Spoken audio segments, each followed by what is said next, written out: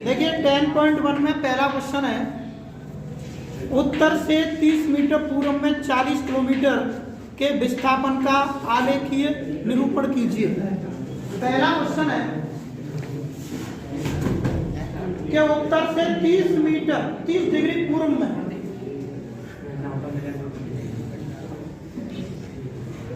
North, south, east and west ये direction होती है अपनी। तो यहाँ पर वो कह रहा है कि उत्तर यानी नॉर्थ, उत्तर से 30 डिग्री पूरब में, उत्तर से 30 डिग्री पूरब की ओर, ये कितने एंगल से? 30 डिग्री के एंगल से। ठीक है, कितने किलोमीटर का? 40 किलोमीटर का। क्या? 40 किलोमीटर का विस्थापन आलेख निरूपण यही बनाना है। इसको मैं O और इसको मैं A, तो OA वेक्टर बराबर कितना हो जाएगा? 40 किलोमीटर। तो यहाँ तक ले लेता हूँ इसको। अतः यहाँ OA वेक्टर क्या हो जाएगा? 40। ये पहला क्वेश्चन हो गया। क्वेश्चन नंबर 2 है, इसमें बताना है कि फर्स्ट में दिया है 10 किलोग्राम, सेकंड में दिया है 2 मीटर उत्तर पश्चिम, उत्तर पश्चिम, थर्ड में दिया है 40 डिग्री, फोर्थ में दिया है 40 वाट और फिफ्थ में दिया है 10⁻⁻19 कूलम और सिक्स में दिया है 20 मीटर पर सेकंड। अब वो पूछ रहा है कि मापों में अदिश एवं सदिश बताने, इनमें कौन अदिश है और कौन सदिश है। तो भाई ये किलोग्राम अदिश होगा, द्रव्यमान है। ये इतने मीटर उत्तर पश्चिम, अगर ये डायरेक्ट मीटर रहता तो दूरी होती, दूरी तो अदिश होती है, लेकिन इसमें डायरेक्शन दे दी तो अब ये विस्थापन बन गया, विस्थापन बन गया। ये तो अदिश था, अब ये हो गया सदिश।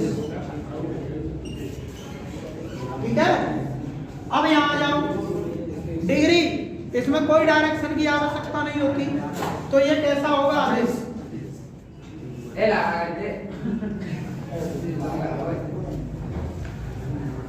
ये 40 वाट, वाट मतलब शक्ति P बराबर W/T, W भी अदिश और T भी अदिश, तो कुल मिला के P भी अदिश होगा। हम P बराबर W/T कार्य करने की दर शक्ति कहलाती है, डायरेक्शन की जरूरत नहीं है, इसलिए ये अदिश होगा। कूलम आवेश है ना, Q बराबर IT है, Q बराबर NE, ये भी क्या होगा? अदिश होगा। बात करते हैं 20 मीटर पर सेकंड स्क्वायर, ये होगा त्वरण। त्वरण होगा बेटे, त्वरण। त्वरण को हम जानते हैं, ये वेग परिवर्तन, वेग परिवर्तन की दर होती है, और वेग परिवर्तन वेग होता है विस्थापन, तो विस्थापन सदिश है, तो इसलिए त्वरण भी क्या होगा? सदिश। अब चलते हैं साहब क्वेश्चन नंबर 3 की तरफ। क्वेश्चन नंबर 3 है, इसमें भी सदिश और अदिश बताना है। पहला दिया है समय, समय कैसा होगा? अदिश। दूसरा दिया है दूरी, दूरी भी क्या होगी? अदिश। तीसरा दिया है बल, बल बेटियों किसी न किसी डायरेक्शन में लगाया जाता है। किधर बल लगा रहे हैं? तो बल गुणा विस्थापन को, उससे बल बराबर F बराबर M, उसमें त्वरण आया ना अपना, तो ये क्या कहलाएगा? सदिश। ये डायरेक्शन की जरूरत पड़ती है। फोर्थ है वेग, वेग तो आपको बताइए विस्थापन बटे समय, ये भी सदिश। फिफ्थ है आपका कार्य, कार्य आपका अदिश होगा W, F इंटू W बराबर F इंटू S होता है, D होता है D, ये अदिश होगा। कार्य किया कितना किया, डायरेक्शन की आवश्यकता नहीं है, तो ये क्या कहलाएगा? अदिश सदिश। अब चलते हैं सर क्वेश्चन नंबर 4 जो क्वेश्चन है आपका, इधर बताऊंगा मैं। एक डायग्राम दिया है, अच्छा क्वेश्चन है, सीखने के लिए कुछ मिलेगा। ये ए वेक्टर इस दिशा में है, बी वेक्टर इस दिशा में है, सी वेक्टर इस दिशा में है और डी वेक्टर भी बेटे हो इस दिशा में। और एक वर्ग है, ये क्या है? ये वर्ग है, इसका मतलब ये डिस्टेंस ये सब सेम है। पहला पूछा है इसमें सह आदिम सदिश कौन से होंगे? सह आदिम सदिश कौन से होंगे? मैंने थ्योरी में लिखाया है जिनका पुच्छ एक ही बिंदु हो, जो एक ही बिंदु से निकल रहे हो वो सह आदिम, जिनका अंतिम बिंदु एक ही हो, समान हो, तो कौन से है? ये यहां से निकला, ये भी यहां से निकला, तो ए वेक्टर एंड बी वेक्टर। बाकी वेक्टरों को ये यहां से निकल रहा है तो ये यहां से निकल रहा है, तो ये नहीं है। सेकंड इसने क्या पूछा है? समान सदिश। समान कौन से होते हैं? जिनकी दिशा और परिमाण दोनों समान होते हैं। इसकी दिशा इधर है, इसकी दिशा इधर है, नो, इसकी दिशा इधर है, इसकी भी इधर है, परिमाण तो समान होगा क्योंकि दूरी समान है, तो कौन सा होगा? B and D. थर्ड देखिए, थर्ड है समरेख परंतु असमान। समरेख परंतु असमान मतलब बेटियों सदिश समान ना हो लेकिन किसी एक ही रेखा के समांतर हो। सदिश समान ना हो पर किसी एक ही रेखा के समांतर हो। तो देखो यहाँ तो ये समान सदिश थे, एक ही डायरेक्शन थी, अब ये और ये इनकी डायरेक्शन बदल गई लेकिन है ये समांतर। ये भी इधर जा रहा है, ये भी इधर जा रहा है, तो समरेख होगा ये, और असमान इसलिए होगा क्योंकि इनकी डायरेक्शन अलग है, दिशा अलग है तो ये भी समरेख लेकिन ये समान है तो उनकी दिशा सेम है, ये भी नीचे ये भी नीचे, तो असमान की कंडीशन है ए एंड सी। ठीक है सर, ये हो गया। Last question number 5। Question number 5, यहां पर हमें सत्य और असत्य बताना है। तो पहला दिया है ए वेक्टर तथा माइनस ए वेक्टर समरेख है। हाँ बेटे यही बात तो हो गई है जो कि ये थी।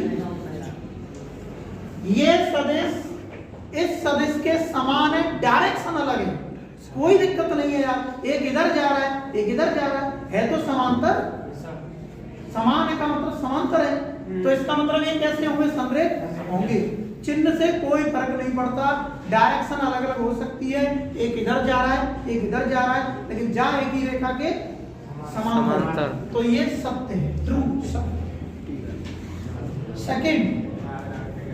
सेकंड कह रहा है दो समरेख सदिशों का परिमाण सदैव समान होता है। दो समरेख सदिशों का परिमाण सदैव समान होता है, यह असत्य है।